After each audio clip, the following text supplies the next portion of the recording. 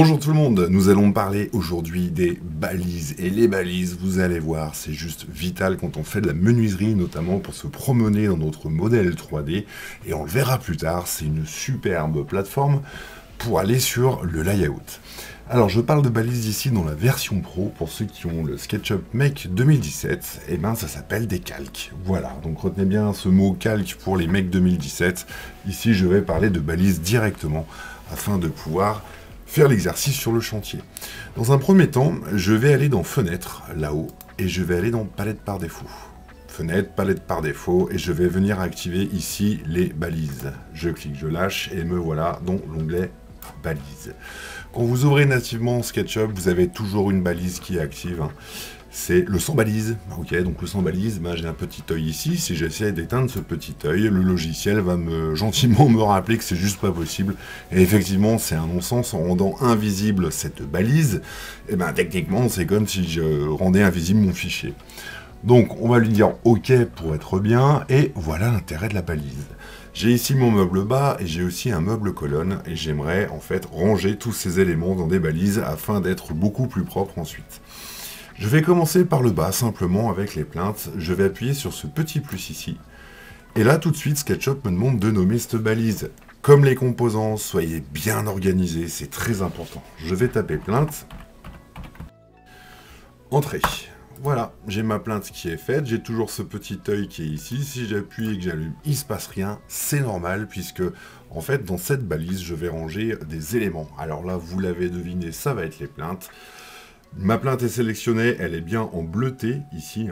Je vais aller appuyer sur ce petit icône magique qui s'appelle l'outil balise. Je clique, je lâche, et je vais venir cliquer une fois, et, vous l'aurez deviné, cliquer une fois ici. Voilà, c'est fait, barre espace. Alors, qu'est-ce qui se passe? Je viens de sélectionner un outil ici, alors que mon outil balise était sélectionné en bleu, pour pouvoir ranger dans cette balise des choses intéressantes. Maintenant que c'est fait, si je clique sur l'œil, et bien regardez, les plaintes ont disparu. Donc j'ai bien dans cette balise mes plaintes qui sont sélectionnées. Alors du coup, vous l'avez deviné, l'idée ensuite, ça va être de catégoriser votre chantier, catégoriser tous vos éléments, montants, traverses, façades, dans des balises en fait. Ça va vous permettre de gagner du temps parfois pour revenir sur votre chantier. On va se faire un exemple rapide pour que vous compreniez bien. Ici, j'ai le meuble bas. Donc je pourrais rappuyer sur plus et cliquer à la volée pour faire mes meubles bas, mais c'est pas ça qui m'intéresse. Là, je vais créer un dossier de balise. Un dossier de balise, vous pouvez observer sur mon écran, je n'ai rien de sélectionné. Je vais appuyer directement sur l'icône dossier ici, je clique une fois et je vais l'appeler meuble bas. Entrée. Alors, qu'est-ce qui se passe quand je crée un dossier de balise? On peut voir ici que j'ai une petite flèche noire. Alors, c'est un peu comme l'arborescence d'un fichier dans Windows. Et bien, je vais pouvoir recréer dedans des balises pour pouvoir renseigner mon meuble bas. Alors, si je clique dessus, il ne se passe rien. Je vais quand même sélectionner le meuble bas. Et cette fois-ci, je vais refaire petit plus. Et je vais l'appeler façade. Entrée. Je clique à côté.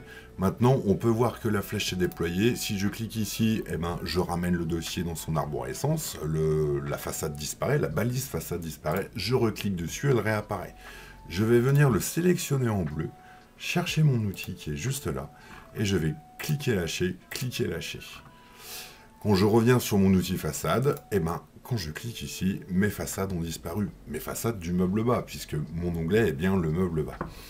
Je vais revenir sur mon meuble bas ici, et je vais dans la volée créer une nouvelle balise. Cette fois-ci, je vais l'appeler structure. Entrée, je sélectionne ma structure, je reprends mon petit outil balise, je clique, je lâche, je clique, je lâche, je clique, je lâche, je clique, je lâche. Alors là, du coup, si je fais tomber la structure, on voit que les outils, l'outil balise sélectionné sur mes montants et traverses a bien fonctionné. Je pourrais le laisser invisible et continuer à cliquer, regardez, alors ça c'est très agréable parce qu'on est sûr de rien oublier. Je peux continuer à les mettre dans cette balise. Et là, c'est super cool. Je vais mettre ma structure, je remets mes façades. Comme c'est sur un dossier et une arborescence, le super pouvoir du dossier, c'est de pouvoir aussi, du coup, en un clin d'œil, c'est le cas de le dire, eh ben, supprimer la balise. Alors, je dis supprimer, en fait, c'est masqué dans un calque, voilà. Alors, je fais exprès de ne pas utiliser le mot calque dans la version pro de SketchUp, hein. Je vous l'ai dit, mec 2017, il y a du calque, c'est la fenêtre calque. Version pro, c'est balise, et on verra que les calques, ça concerne la layout. Je vais pouvoir réappuyer dessus, je reviens dans mon meuble bas, je clique, je lâche, je reviens sur mon onglet structure, je rappuie sur mon petit icône ici, et je vais mettre le tablettage au-dessus, et voilà, je peux faire tomber la structure, et je peux faire tomber la façade, et je peux faire tomber les plinthes. Et de cette façon, vous l'avez deviné, je vais pouvoir ramener et fermer mon dossier meuble bas ici, je clique bien à côté pour rester sans rien de sélectionner dans mon onglet balise, et je vais recréer tout de suite à la volée un dossier balise, et cette fois-ci, je vais l'appeler meuble colonne. Le meuble colonne est fait, et un peu comme le meuble bas, hein, si je clique dessus, eh bien, il ne se passe rien. C'est normal, il n'y a rien dans le dossier meuble colonne. Donc, je vais sélectionner le meuble colonne en gris, il est grisé bleuté ici, c'est parfait. Je vais appuyer sur plus, je vais appeler mon autre balise, pardon, façade. On va prendre le temps de bien l'écrire. Entrée, et puisque j'y suis et que je sais d'avance ce que je vais mettre dedans, je reste bien sélectionné ici, je fais un petit plus et je vais appeler une autre balise structure. Alors qu'est-ce qu'on observe ici? Eh bien, meuble colonne ouvert, j'ai structure façade. Si j'appuie sur meuble bas, l'arborescence d'avant, j'ai encore structure et façade. Donc je peux nommer des balises identiques, mais pas forcément dans les mêmes dossiers de balises. Et ça, c'est vachement cool. Je vais aller sélectionner la structure qui est juste ici. Je reprends mon onglet magique qui est juste là.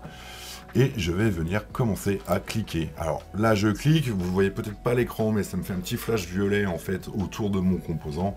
Pour être sûr de rien oublier, je vais faire tomber l'œil de la structure, et comme ça, je vais, d'une façon ordonnée, rapide et sans concession, pouvoir venir plaquer ma structure, cliquer, cliquer, cliquer, tac, tac, tac, tac, et tac, soyons fous, et voilà, je me retrouve ici avec ma structure rangée dans sa balise. Alors, je vais pouvoir appuyer ici, c'est toujours bien de vérifier.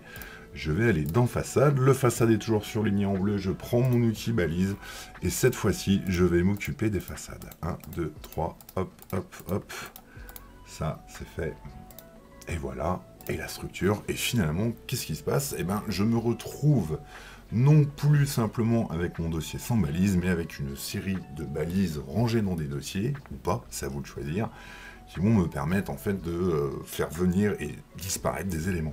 Alors pourquoi c'est cool ça? Eh bien tout simplement parce que je vais pouvoir afficher la structure du meuble colonne, la structure du meuble bas, et en fait c'est super agréable parce que je vais pouvoir venir dedans, travailler, chimistrer, peut-être faire un système 32, peut-être modifier des éléments, sans pour autant prendre mes façades, les enlever, les remettre, en sachant qu'à chaque fois on a du 1,5 mm, du 3 mm qui se court après.